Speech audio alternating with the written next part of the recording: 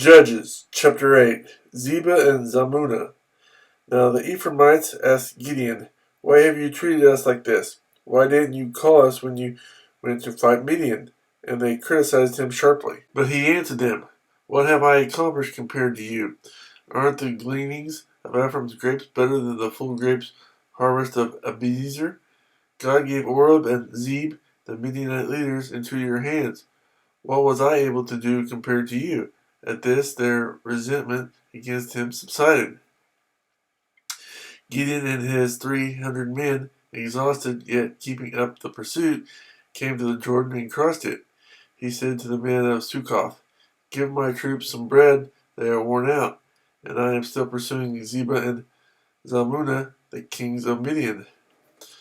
But the officials of Succoth said, "Do you already have the hands of Zebah and Zalmunna in your possession? Why should we give bread to your troops?" Then Gideon replied, "Just for that, when the Lord has given Zebah and Zalmunna into my hand, I will tear your flesh with desert thorns and briars." From there he went up to Peniel and made the same request of them, but they answered as the men of Succoth had. So he said to the men of Peniel, "When I return in triumph, I will tear down this tower." Now Zebah and Zalmunna were in Karkor with a force of about 15,000 men, all that were left of the armies of the eastern peoples. 120,000 swordsmen had fallen. Gideon went up by the route of the nomads east of Nobah and Jogbeah and fell upon the unsuspecting army. Zebah and Zalmunna, the two kings of Midian, fled, but he pursued them and captured them, routing their entire army. Gideon, son of Joash, then returned from the battle by the pass of Heres. He caught a young man of Succoth and questioned him, and the young man wrote down for him the names of the 77 officials of Succoth, the elders of the town.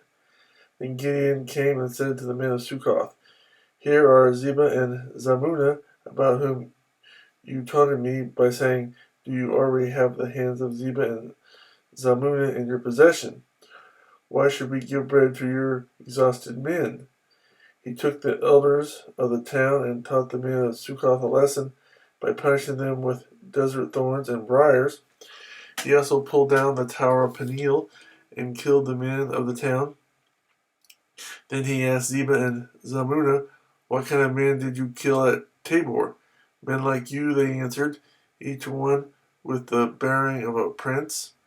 Gideon replied, "Those were my brothers, the sons of my own mother. As surely as the Lord lives, if you had spared their lives, I would not kill you."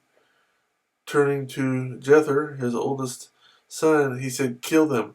But Jether did not draw his sword because he was only a boy and was afraid. Zebah and Zalmunna said, "Come, do it yourself. As is the man, so is his strength." So Gideon stepped forward and killed them and took the ornaments off their camels' necks. Gideon's ephod. The Israelites said to Gideon, "Rule over us, you, your son, and your grandson, because you have saved us out of the hand of Midian."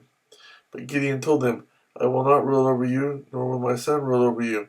The Lord will rule over you." And he said, "I do have one request, that each of you give me an earring from your share of the plunder." It was the custom of the Ishmaelites to wear gold earrings. They answered, "We'll be glad to give them." So they spread out a garment, and each man threw a ring from his plunder onto it. The weight of the gold rings he asked for came to 1,700 shekels, not counting the ornaments, the pendants, and the purple garments worn by the kings of Midian, or the chains that were on their camels' necks. Gideon made the gold into an ephod, which he placed in Ophrah, his town. All Israel prostituted themselves by worshipping it there, and it became a snare to Gideon and his family. Gideon's death. Thus Midian was subdued before the Israelites and did not raise its head again. During Gideon's lifetime, the land enjoyed peace 40 years. Jerubbaal, son of Joash, went back home to live. He had 70 sons of his own, for he had many wives. His concubine who lived in Shechem also bore him a son, whom he named Abimelech. Gideon, son of Joash, died at a good old age, and was buried in the tomb of his father Joash in Ophrah of the Abiezrites. No sooner had Gideon died than the Israelites again prostituted themselves to the Baals. They set up Baal Berith as their god, and did not remember the Lord their God, who had rescued them from the hands of all their enemies on every side. They also failed to show kindness to the family of Jerubbaal, that is Gideon, for all the good things he had done for them.